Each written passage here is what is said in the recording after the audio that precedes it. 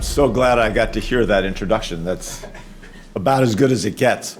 Mark Kelly tells me that I'm the only scientist in the United States Senate. I said, come on, you've done experiments in space. And he looked at me and he goes, but someone else did the design, was doing the research and knew which questions to ask. And then he looked at me and says, I mean, I'm not sure geology is all that much science. He was just teasing. But it is nice to know you've got a 7-year-old there who's on the doorstep of a, I think geology is, for me, was opened the doors to constant curiosity and exploration. And every time I go for a hike anywhere in the world, I try to get out of the town and up into the hills a little bit. And it's like reading a book, because you read up on what the history of the geology that is there, and then you get to see it, and you begin to understand it, just like anything, the deeper you get into it. I'm going to depress you a little bit, and I've only got 10 minutes, so I can't depress you very much. You'll be grateful to know. But I will hopefully leave you encouraged. We are at that inflection point, which we see in any of the great revolutions in history. And I call this period that we're just in the beginning of, I think of it as a great transition, and that 50 years or 100 years from now, we're going to look back on these years as the beginning of this great transition, not just to a clean energy economy. That's usually, I put it in that context of finally, at the last possible minute, dealing with climate change as we should have started doing 50 years ago. But also in technology, in our understandings of pretty much every aspect of science, the miracles keep coming forward. And as is almost always the case in all previous revolutions in history, there are great risks with these unbelievable miracles that come before us. I was the mayor of Denver for 8 years. I ran for mayor when I was 49 just because I was pissed off that everybody on the city council and the mayors all seemed to make every decision based on getting reelected.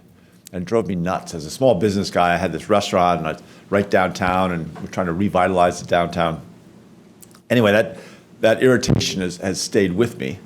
And I think it's a good thing to have someone be a mayor of the biggest city in your state, and then be a governor, and then put in time. Makes it sound like a penal situation, but put in time in the U.S. Senate. And I think that's what our founding fathers sort of felt, because you get all these experiences of what bad laws look like in the local and the state level. And hopefully I'm able to use that experience and those lessons to do a better job of addressing these very, very serious issues that you are all fully aware of. You also realize that the executive branch of public service is essential in genuinely addressing and being able to deal with the laws that get made. And that's something that not only most people in business don't understand, but most people in government, or many people in government, don't understand. They're too focused on the elections. I want to tell a story about right at the end of President Obama's second term. So I was the governor at that time of Colorado. And he came in June of 2016, gave a farewell address to the Air Force Academy. So I went down. There's a whole long story, but we'd played pool together 6 months before, or no, 6 years before. And just so you know, Barack Obama's a pool shark.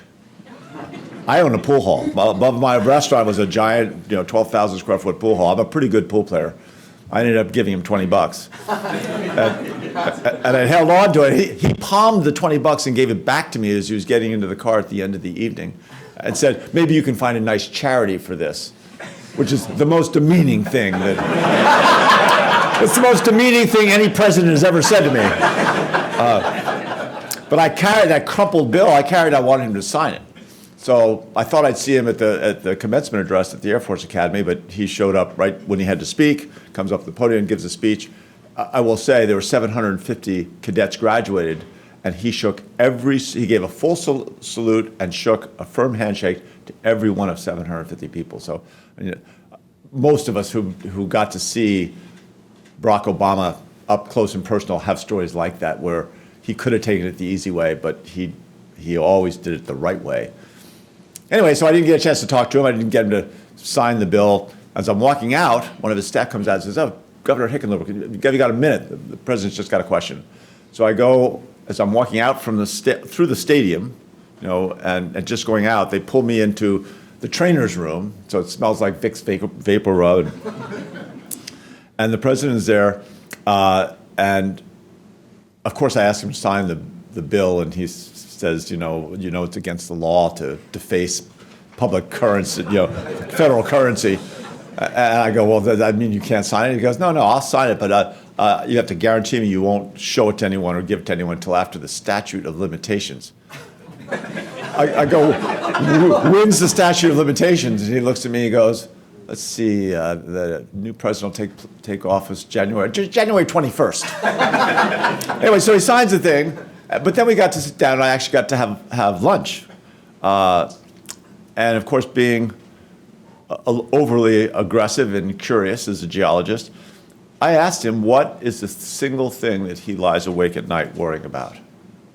What's really, are the Russians and the Chinese, is it, which of all the challenges, is it climate change, is it healthcare and getting truly universal healthcare? He looked at me and goes, I wake up in the middle of the night, more often than not, if I wake up, the cause is I'm worried about something to do with cybersecurity. He said, cybersecurity has the greatest threat to our country because there are so many points of vulnerability, and the complexity of what we're protecting is almost beyond our ability to create the right strategies to make sure that these defenses are secure. And let me tell you, that's pretty damn sobering when the President of the United States tells you the single thing they worry about most is cybersecurity. And so as governor, we created an Office of National, we call it the National Center for Cybersecurity down in Colorado Springs. We have a lot of intelligence efforts down there. It's Space Command is down there and the Space Force, a lot of intelligence information. So I knew something about cybersecurity, but I guarantee you I went back and a week hasn't gone by over these last 7 or 8 years where I haven't been working on something to do with cybersecurity because it is so powerful. And just in the last few months, we saw the CrowdStrike, where that assault on our technology systems, just paralyzed whole airports. And it wasn't an assault, it wasn't terrorism, it wasn't somebody trying to do something. It was human error, right? And yet, cybersecurity has to include that entire universe.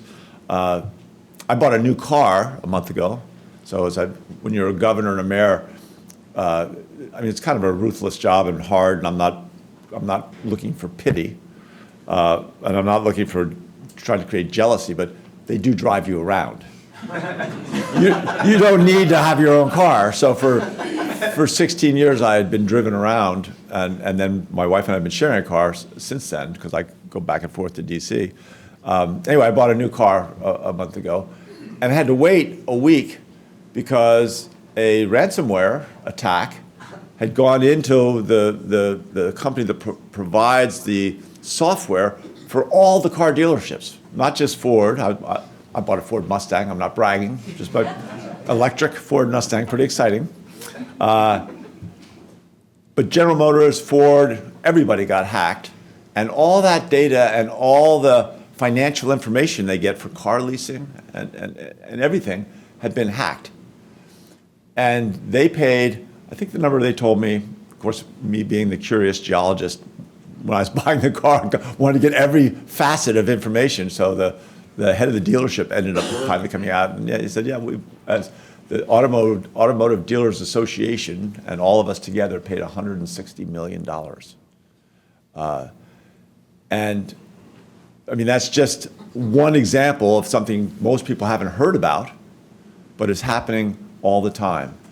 And you look now as we begin to amp up this incredibly delicate dance that we're engaging China with right now, where the mistrust is increasing, the subtle and sometimes not so subtle insults or provocations increase. We're right back in the Cold War, but at a time where the cost of a buildup, probably the greatest cost will be in terms of our defenses around cybersecurity. And it's a arms buildup that there will be no relief from, because it's not just the other countries, but it's the private actors in Korea, North Korea, or in Iran, China, obviously, their abilities to meddle with our elections. We're going to see that up close and personal. So my point being, just to tell those stories, is this is happening, and to a large scale is unreported every day. And so that's part why I was going to terrify you and depress you. I do feel that we're on the cusp of being able to use technology and especially artificial intelligence, and then the next step from artificial intelligence, quantum computing, whereby we'll be able to do everything dramatically faster. Right now, we are sufficiently ahead of China that I'm optimistic that we'll get out ahead, make those breakthroughs that matter the most, and that's going to allow us to begin anticipating and defending cybersecurity attacks much more successfully. We will have what's going to happen is we're going to have artificial intelligence attacking artificial intelligence. When I was a kid, there was a thing called Mad Magazine. You still see it around sometimes, like old copies of it, but they had a cartoon strip in it called Spy versus Spy. And there was the kind of white silhouette figures that were the good spies and the dark silhouette figures, the bad spies, and they were humorously at each other's throats. That's what our AI is going to be. It's going to be spy versus spy in constant assaults.